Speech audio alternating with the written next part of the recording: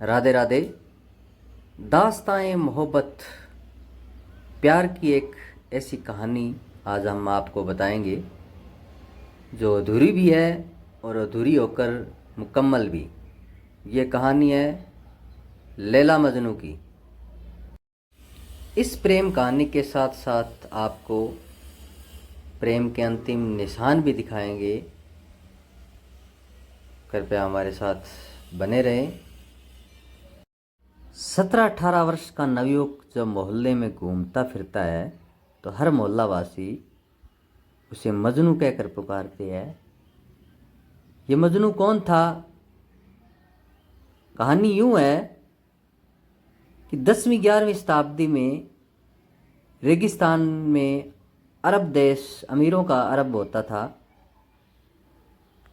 अमीरों में अरबपति थे शाह आमरी, और शाह आमरी के बेटे थे कैस इब्न आमरी, जिनको अक्सर लोग कैस के नाम से पुकारते थे।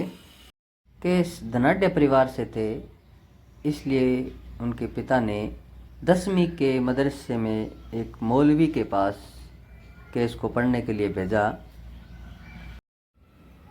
कैस होशियार था, थोड़े समय तक तालीम में ध्यान दिया। कैस की कविता लिखने में रुचि थी। उसी मदरसे में नाजद के शाह की बेटी लैला भी तालीम के लिए आया करती थी। नियति को कुछ और मंजूर था।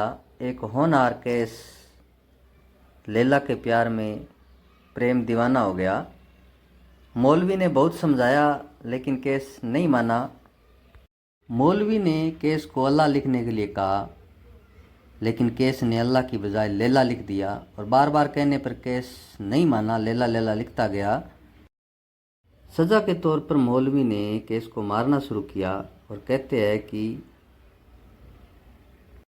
चोट के निशान लैला के हाथ पर पड़ने लगे। यह देखकर मौलवी अचंभित हो गया और यह बात दोनों के घरवालों को बताई।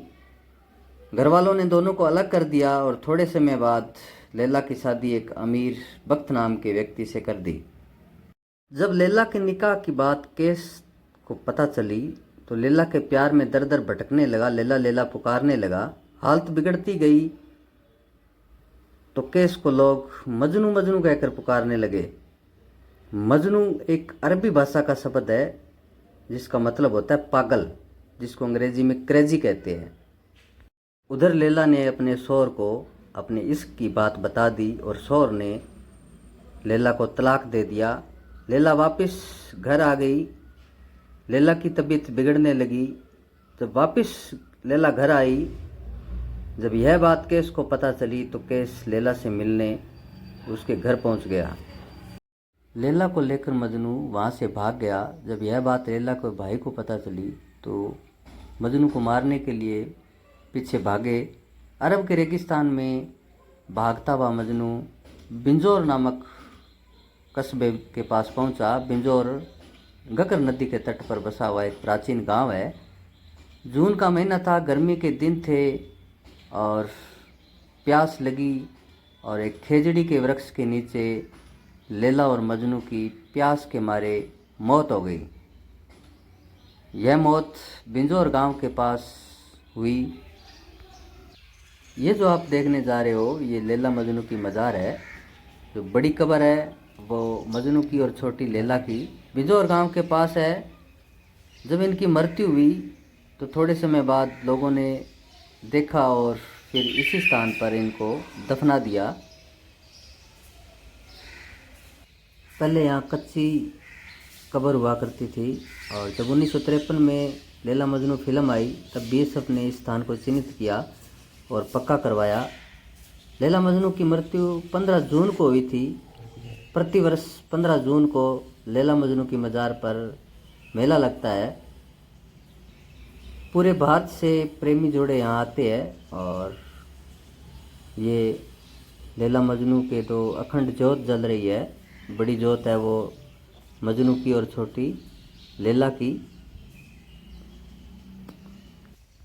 पहले पाकिस्तान से भी प्रेमी जोड़े बहुत आते थे। 1975 के युद्ध के बाद आना बंद हुआ, और लैला मजनू की यह मज़ार अनूपगढ़ शहर से 13 किलोमीटर पश्चिम दिशा में भारत पाक की सीमा पर स्थित है। यह अनूपगढ़ के बेंजोर गांव के पास है और इस मज़ार को बीएसएफ का संरक्षण है। भारत की एकमात्र चेक पोस्ट है भारत पाक की सीमा पर, जिसका नाम लैला मजनू था पहले, लेकिन अब लैला हटाकर सिर्फ मजनू चेक पोस्ट किया है।